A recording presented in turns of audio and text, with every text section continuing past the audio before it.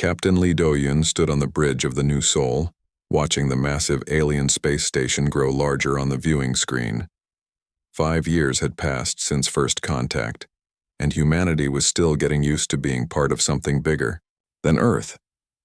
The Galactic Trade Consortium had welcomed them with open arms, calling humans promising new members of their cosmic family. The station was beautiful in a way that human architecture could never match. Crystal spires twisted through metal frameworks while living bioships docked alongside mechanical vessels. 3 major alien species controlled this part of the galaxy. The Velthak Empire with their flowing robes and multiple arms, the crystalline hegemony who looked like walking gemstones, and the Biomech Collective with their mix of flesh and machine parts. "Captain, we're being hailed by Station Control," reported Communications Officer Young Mira. "Put them through," Do-hyun said. The screen flickered, showing a Velthak diplomat with 4 arms and skin that changed colors as it spoke. "Welcome back, Captain Lee. The consortium is pleased to see humanity's continued participation in galactic affairs." "Thank you, Ambassador. We're here for the monthly trade meeting and technology exchange." "Of course, please dock at Bay 7. Your usual quarters have been prepared." Dr. Park So-min joined Do-hyun as the ship moved toward the docking bay. She was humanity's chief xenobiologist and had spent more time studying alien cultures than anyone else on Earth. Her face showed the same unease that had been growing in Do-hyun's mind. "Something feels wrong," she said quietly.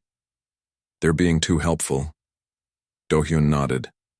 Over the past year, he had noticed things that didn't add up. The aliens always steered human expansion away from certain star systems, claiming they were too dangerous for young species. They provided technology upgrades that seemed helpful, but somehow never worked as well as promised.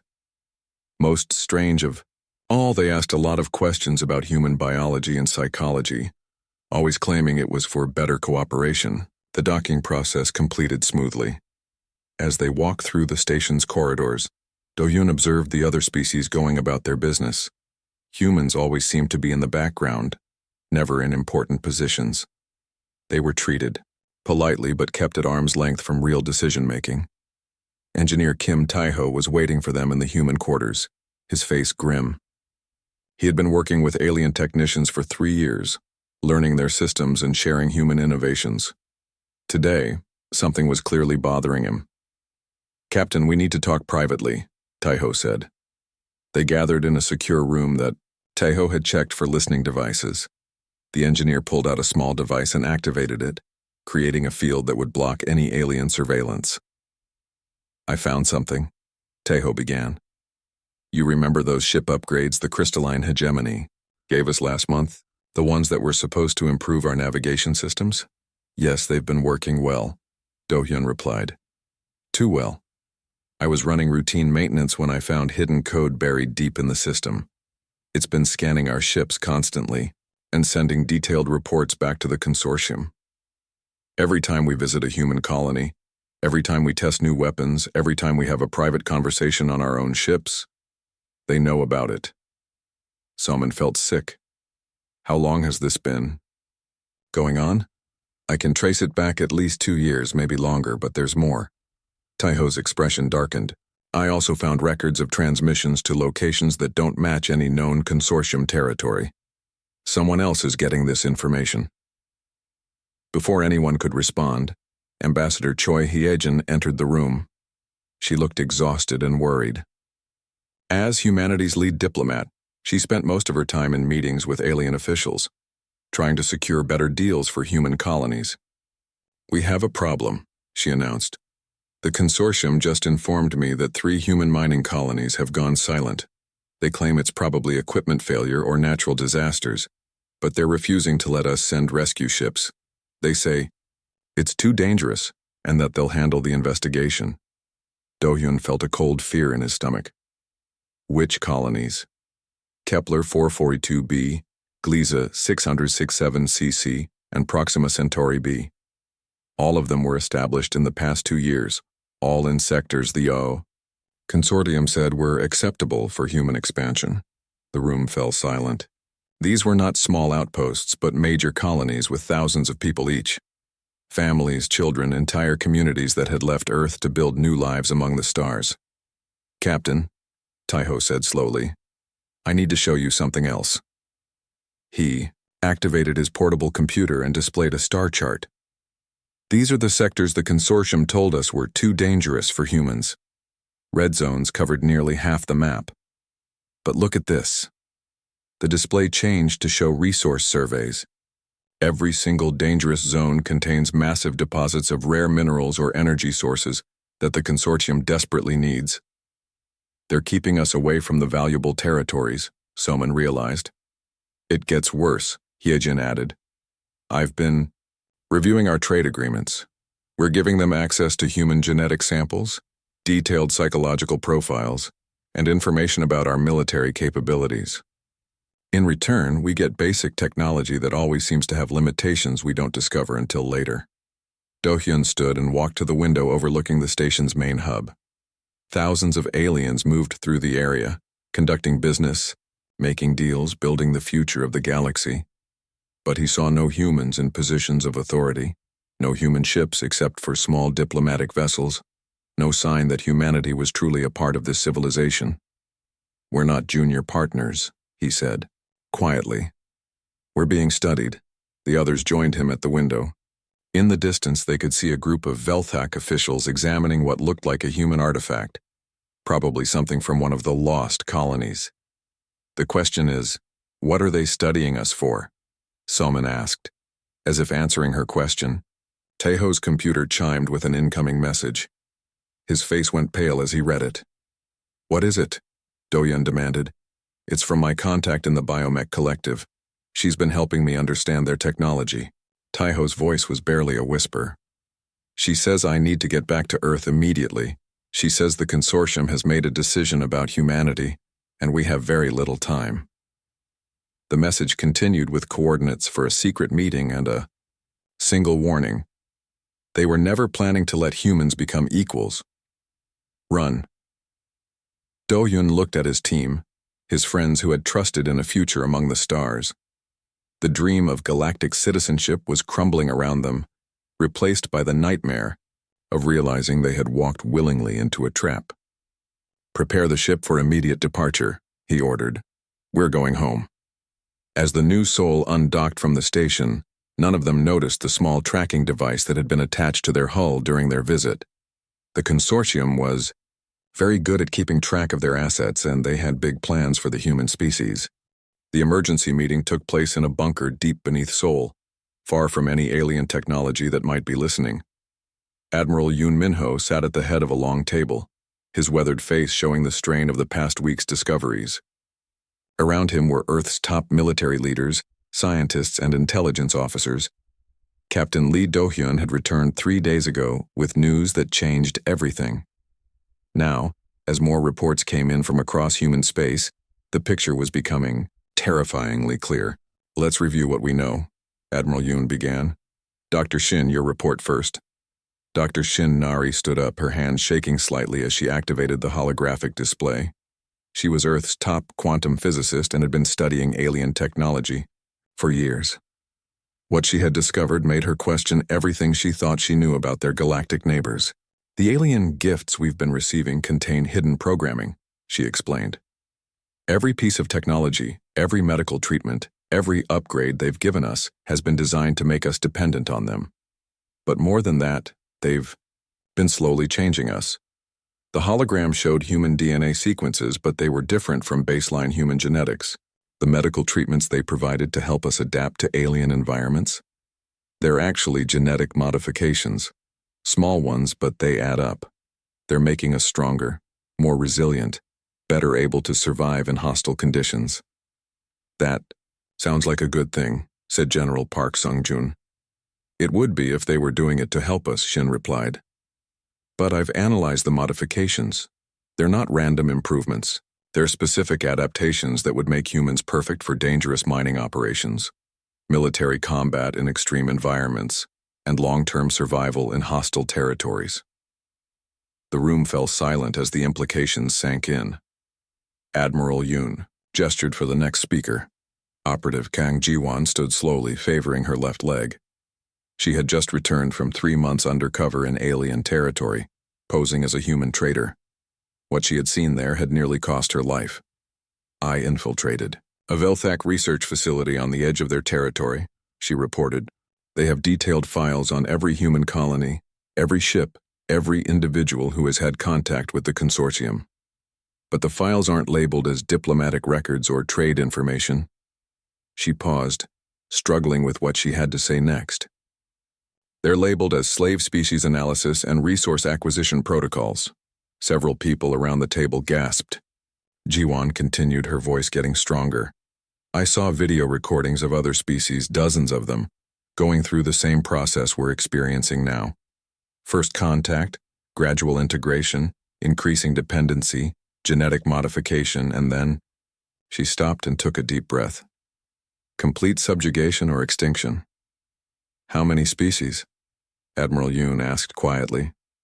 47 that I could count. The consortium has been doing this for over 1,000 years. Every time they use the same methods.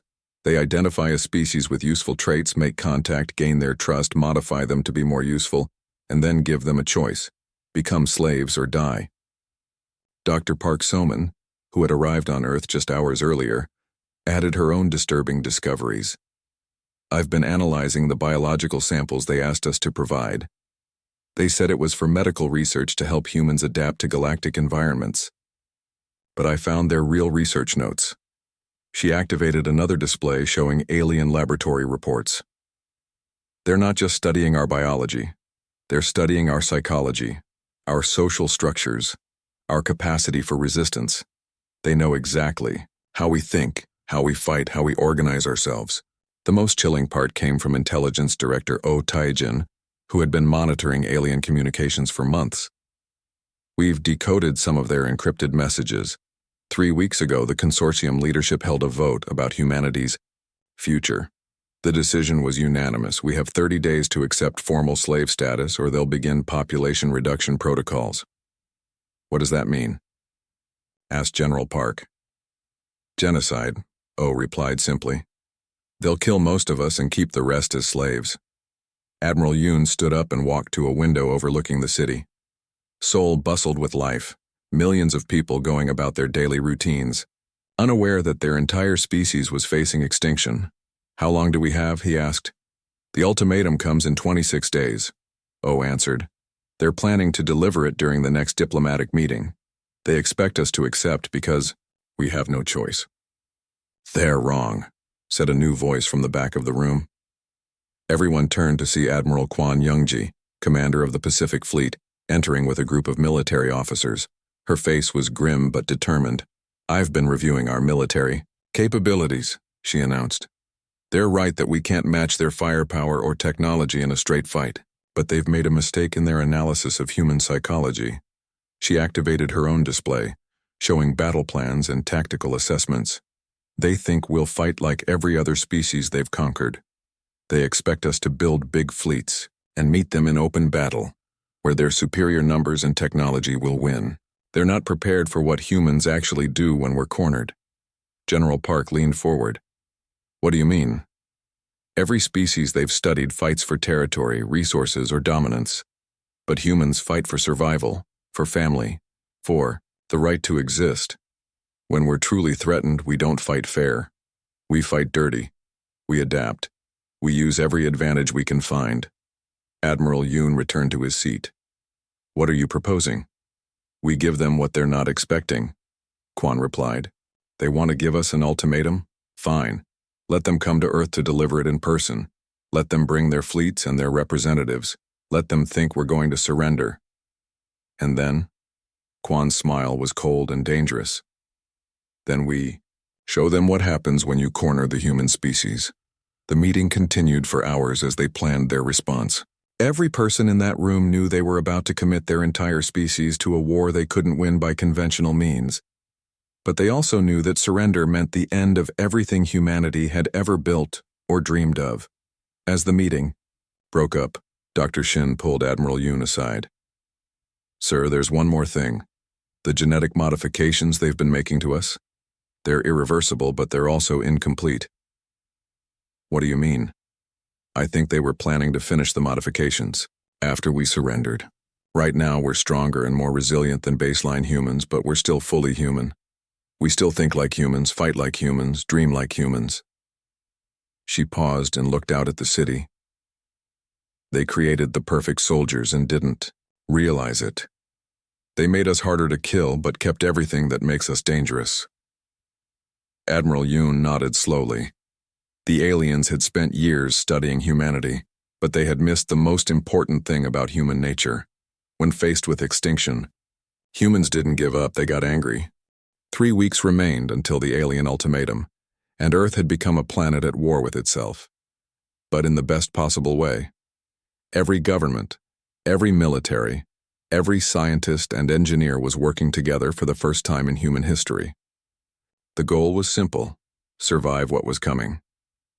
Colonel Ryu Minwoo stood in the command center of the newly established Human Defense Initiative, watching screens that showed activity across the entire solar system. Military bases that had been mothballed for decades were coming back online. Civilian factories were retooling to produce weapons. Most importantly, human creativity was being unleashed on a scale never seen before. "Status report," he called, out to his team. Tech specialist Lim Yuna looked up from her bank of computers. She had been working for 72 hours straight, surviving on caffeine and determination. "We've successfully infiltrated 40% of the consortium's communication networks. They still don't know we can understand their languages, so they're not encrypting internal messages." "What are they saying?" "They're confident this will be easy. The Velthak Empire is bringing their main battle fleet, 300 ships. The crystalline hegemony is sending their bioships with planetary bombardment capabilities. The Biomech Collective is bringing their robot armies for ground occupation." Minwoo nodded grimly. "How many ships total?" "Nearly 1,000, sir. Enough to destroy every human colony and reduce Earth's surface to glass." At another station, Captain Baek Dongwook was adapting submarine warfare tactics for space combat. He had spent 20 years under the ocean, learning how to fight enemies with superior firepower and technology. Now he was teaching those lessons to the space fleet. "The key is not to fight where they expect us to," he explained to a group of ship captains on the video screen. "Submarines survive by being where the enemy doesn't think to look. In space, that means using asteroids, debris fields, radiation zones, places their sensors don't work well." "But sir," one captain asked, "their ships are faster than ours. How do we keep them from running away when the fight turns bad for them?" Beck smiled. "We don't let them know there's a fight until it's too late to run." In another part of the facility, Dr. Shin Nari was working with a team of engineers to modify human technology in ways the aliens would never expect. The consortium had studied human weapons and defenses, but they had only seen the official military equipment. They had no idea what humans could do when they stopped following the rules. "Mining laser output increased by 300%, reported engineer Ko Siwoo. "It'll burn out after 10 minutes of use, but those 10 minutes will cut through any known alien armor. Agricultural terraforming equipment modified for biological warfare deployment," added Dr. Hong Yoonjin. "The aliens think it's harmless farming equipment, but we can use it to spread custom-designed viruses that target their specific biology." Shin nodded approvingly.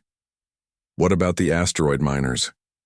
"Retrofitted with nuclear warheads and stealth coatings," Ko replied.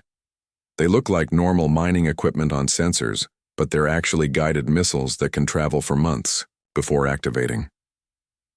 The most ambitious project was taking place in orbit around Jupiter.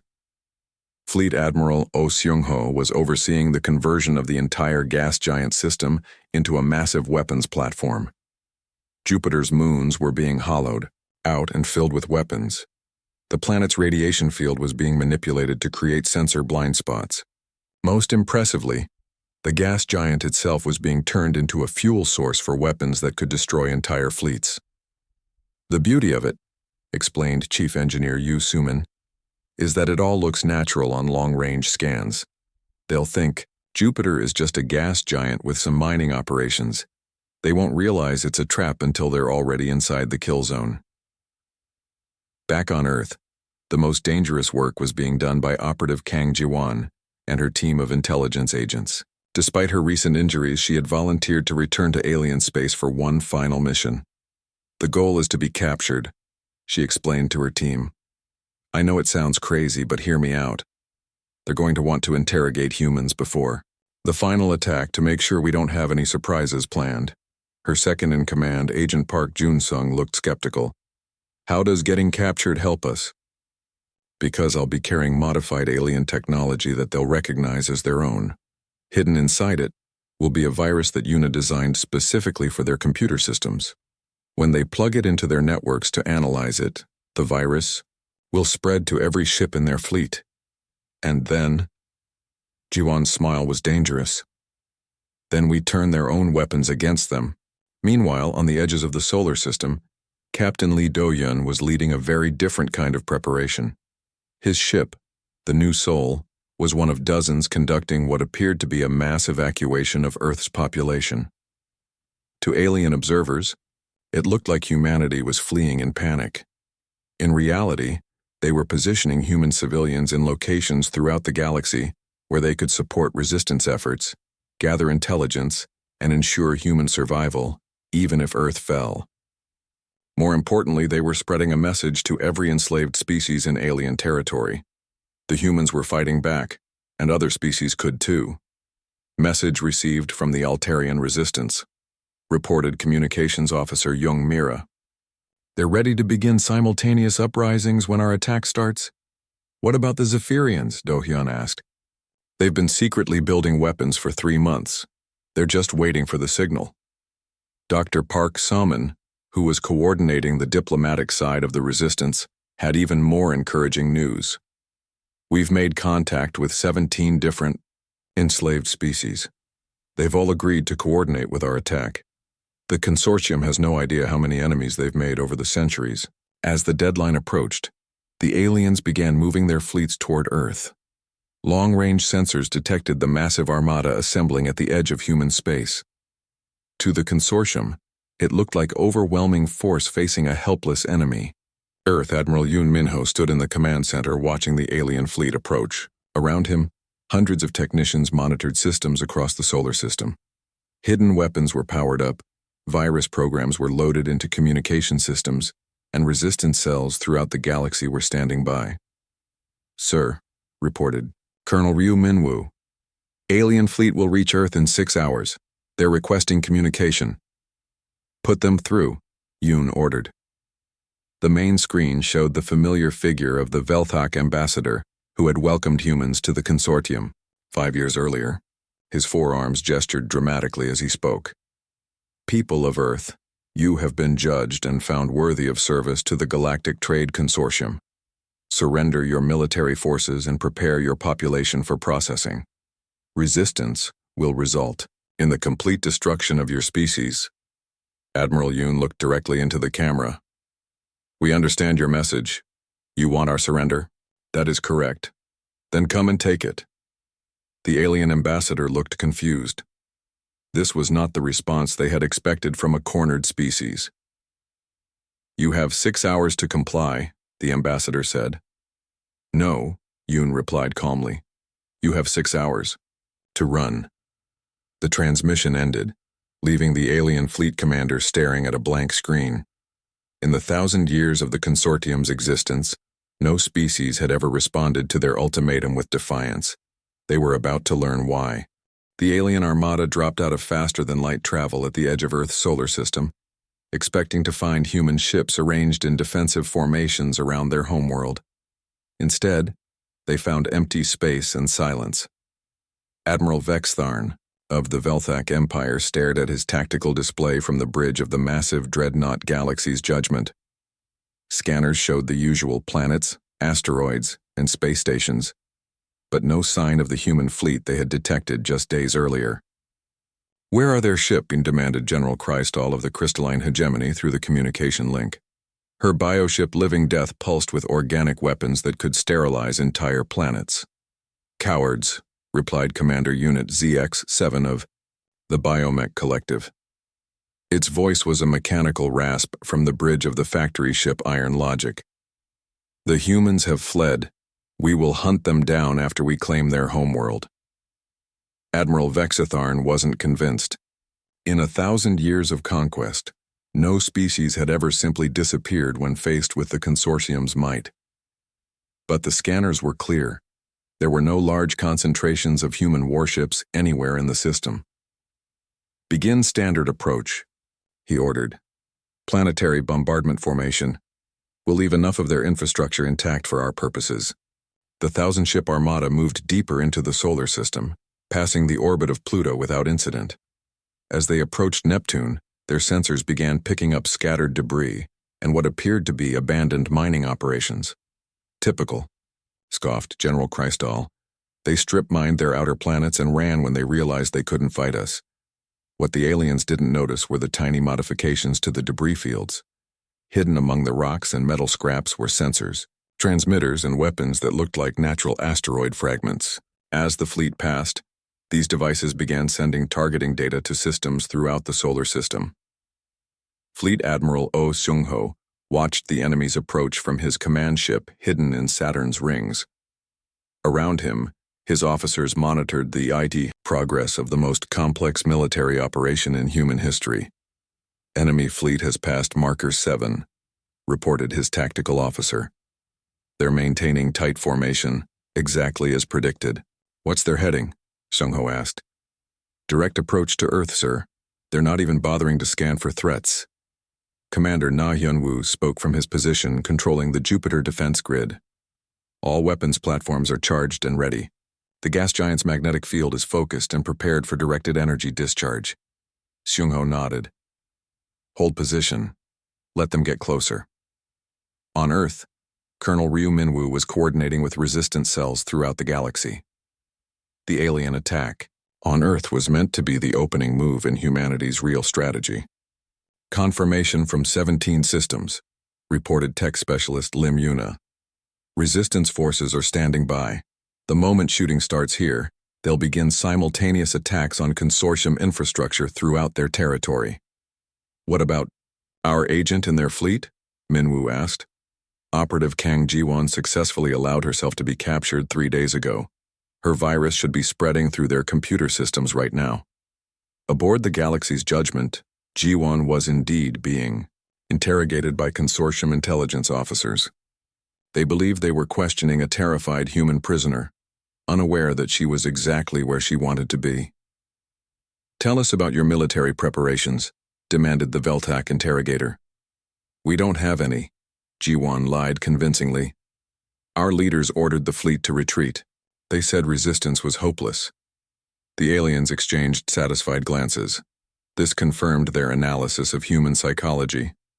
When faced with overwhelming odds, humans would choose survival over honor. What they didn't know was that the damaged, alien technology Ji-won had been carrying when captured was now connected to their ship's main computer. Hidden code was spreading through every system in the fleet, preparing to activate at the worst possible moment. As the Armada approached Mars, the first signs of human resistance appeared. Small ships emerged from asteroid fields and began hit-and-run attacks on the fleet's outer edges. To the aliens, these looked like desperate attempts by scattered human forces. "Pathetic," commented Admiral Vextharn as his escorts easily destroyed the attacking ships. "Their technology is centuries behind ours." What he didn't realize was that each destroyed human ship had accomplished its mission, planting stealth devices on alien hulls, mapping their defensive systems and transmitting crucial intelligence back to the main human force. The real surprise came when the fleet reached the asteroid belt between Mars and Jupiter. What looked like normal space rock on long-range scans suddenly revealed itself to be a massive minefield. Hundreds of asteroids that had been hollowed out and filled with explosives detonated simultaneously. The alien formation, packed tightly, together for maximum intimidation effect, found itself caught in a web of nuclear fire. Ships collided with each other as they tried to maneuver away from the explosions. The perfect military formation became chaos in seconds. "Report!" shouted Admiral Vextharn as his ship shook from nearby detonations. 70 ships lost or damaged," his tactical officer replied. "It was a trap, sir. The asteroids were weapons." Before Vextharn could respond, the second phase of the human attack began. Jupiter's moons, which had appeared to be normal mining colonies, suddenly revealed massive weapon emplacements. Directed energy beams powerful enough to crack planets began slicing through the alien fleet. "Impossible!" screamed General Crystal. "Those readings show weapon power levels beyond anything humans should possess." Commander Unit ZXE7 was already analyzing the situation with cold mechanical logic. "They have been preparing this trap for months. Every piece of intelligence we gathered was false. We have been manipulated." The third phase was the most devastating. Captain Bayek Dongwook's submarine tactics proved their worth as human ships emerged from hiding places throughout the system. They had been waiting in radiation shadows, inside comet tails and behind planetary bodies where alien sensors couldn't detect them. These weren't the primitive human vessels the consortium expected. They were ships modified with salvaged alien technology, equipped with weapons that violated every treaty of civilized warfare, and crewed by humans who had nothing left to lose.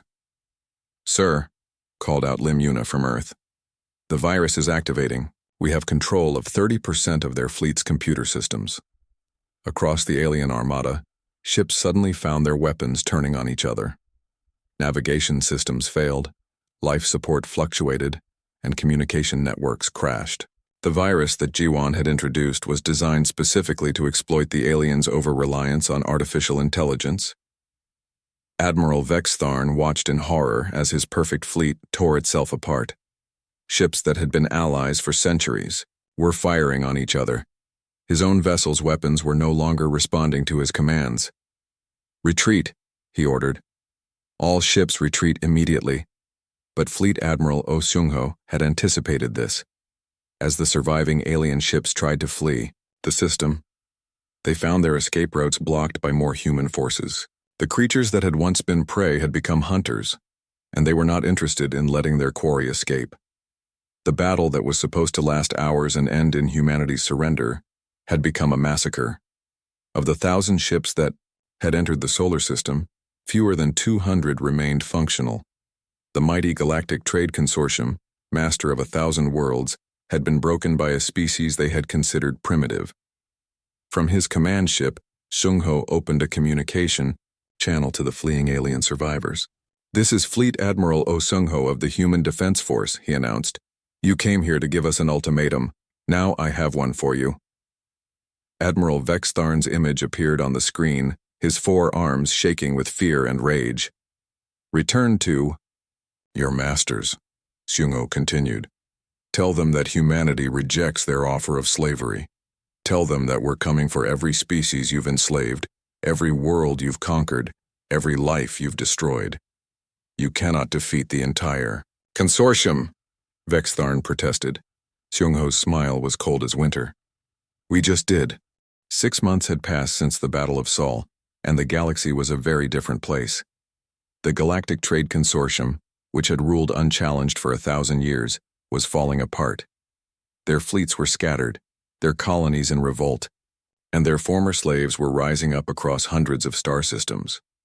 President Wu Taeyong stood in the command center of New Geneva Station, humanity's new headquarters for galactic operations. Through the massive windows she could see ships from dozens of different species coming and going, former slaves who were now free allies working together to rebuild the galaxy. "Status report from Admiral Kwan," announced her aide. Admiral Kwan, Youngji appeared on the communication screen, speaking from the bridge of her flagship in the Andromeda sector. Behind her, the remnants of a consortium slave facility burned against the backdrop of space. "Liberation of the Zephyrian home system is complete," she reported. "We found over 50,000 enslaved beings from 12 different species. They're all free now, and the Zephyrian government has agreed to join the Liberation Alliance." "Any consortium resistance?" President Wu asked. "They tried to destroy the slave facilities before retreating, but we were faster. The consortium forces that survived are fleeing toward the galactic core. They're running out of places to hide." This had become the pattern across the galaxy. Human ships would appear in systems where the consortium had enslaved local populations, often working with resistance groups that had been secretly organizing for years. The aliens' former victims were eager to help hunt down their oppressors. In another part of the station, diplomat Seo Jiho, was meeting with representatives from the Altarian Republic, one of the first species to join humanity's cause. The Altarians had been enslaved for 300 years before humans showed them that resistance was possible. Our intelligence networks have located the last major consortium stronghold, reported Ambassador Zaltara, her blue skin shimmering with excitement. The Velthak Empire has retreated to their heavily fortified homeworld of Velthara Prime. They're calling it their final stand. Seo nodded thoughtfully. How many ships are they gathering there? Nearly 500 vessels from all three consortium species. They're planning to make humanity pay dearly for any assault on their world. They still don't understand us, Seo replied with a slight smile. They think this is about revenge. They don't realize we're fighting for something much more important. Back on Earth, the human leadership was indeed planning their final assault, but not the one the consortium expected. In the same bunker where they had first learned of the alien threat, Admiral Yoon Minho was meeting with Earth's top military commanders. Intelligence confirms that Velthara Prime is heavily defended, reported Colonel Ryu Minwoo. Planetary shields, orbital weapons platforms, underground bunkers for their leadership. They've turned their homeworld into a fortress. What about civilian populations? Asked Admiral Yoon. Approximately 2 billion Velthak civilians plus another billion enslaved beings from other species being used as human shields. Fleet Admiral Oh Seung-ho leaned forward. A direct assault would result in massive casualties on both sides. We could win, but at a terrible cost. Which is exactly what they're counting on, added Dr. Shin Nari. They think humans will hesitate to attack if innocent lives are at risk. They're using their own people as shields because they believe we're soft. Admiral Yoon stood and walked to the holographic display showing the consortium homeworld. They're right that we won't slaughter innocents to get to them, but they're wrong about what that means. He turned to face his officers. We're not going to attack Velthara Prime. The room fell silent. Everyone knew this was humanity's chance to end the war definitively. Sir? Colonel Ryu asked carefully. We're going to do something they'll never expect, Yoon explained. We're going to save them. 3 weeks later, Captain Lee Do-hyun stood on the bridge of the New Seoul as it approached Velthara Prime. Behind him, a massive fleet of human and allied ships spread across space, but these weren't warships. They were medical vessels, cargo ships, and transport craft. We're being hailed by the Planetary Defense Force, reported Communications Officer Young Mira. The screen showed Admiral Vextharn, the same Velthak commander who had led the attack on Earth. He looked older, more desperate, but his voice still carried arrogant defiance. You have come to die, humans. Velthara Prime will be your grave. Actually, Do-hyun replied calmly, we've come to offer you safe passage. The alien admiral blinked in confusion. What? We're here to evacuate your civilian population and any enslaved beings you're holding hostage. We'll provide them with safe transport to neutral worlds where they can rebuild their lives. This is a trick, Vextharn snarled. You want us to lower our defenses. No trick, said a new voice. President Woo Tae-young appeared on the screen next to Do-hyun. Admiral, your empire is finished. Your fleets are destroyed, your colonies liberated, your slaves freed. You have two choices: surrender peacefully and face trial for your crimes, or continue fighting and watch your own people suffer for your pride. You expect us to trust the mercy of primitives? Vextharn spat. Look around your galaxy, President Wu replied. In every system we've liberated, have we slaughtered the innocent? Have we taken revenge on civilian populations? We've freed slaves, provided medical aid, and helped rebuild damaged worlds. That's what we do. For the first time, uncertainty flickered in the alien admiral's eyes. Do-hyun leaned forward. Admiral, you studied humanity for years before you attacked us. Did your research tell you that humans enjoy killing innocents? No, Vextharn admitted, reluctantly. Your species shows unusual reluctance to harm non-combatants. Then you know we're telling the truth. Let us evacuate your civilians. Let us free the enslaved beings you're using as shields. Face us in honorable combat if you must, but don't hide behind innocent lives. The communication ended as Vextharn considered the offer. Around the planet, consortium ships maintained their defensive positions, but the human fleet made no aggressive moves. Instead, they waited. 2 days later, the first transport ships began leaving Velthara Prime. Alien civilians who had expected to die in the crossfire found themselves being escorted to safety by the same humans their government had tried to enslave. More shocking, the former slaves held on the planet were not just freed but given medical treatment and assistance in contacting their home worlds. Tech specialist Lim Yuna, now serving as a humanitarian coordinator, worked with alien refugees aboard one of the transport vessels. "We've processed over 50,000 evacuees," she reported to President Wu. "The Velthak civilians can't believe we're actually helping them after everything their government did to us." "What are they saying?" President Wu asked. "Many are asking if they can defect. They want to join the Liberation Alliance rather than continue supporting their government." Within a week, nearly half of Velthara Prime's population had voluntarily evacuated. The planet's orbital defenses began to weaken as consortium military units surrendered rather than fight alone.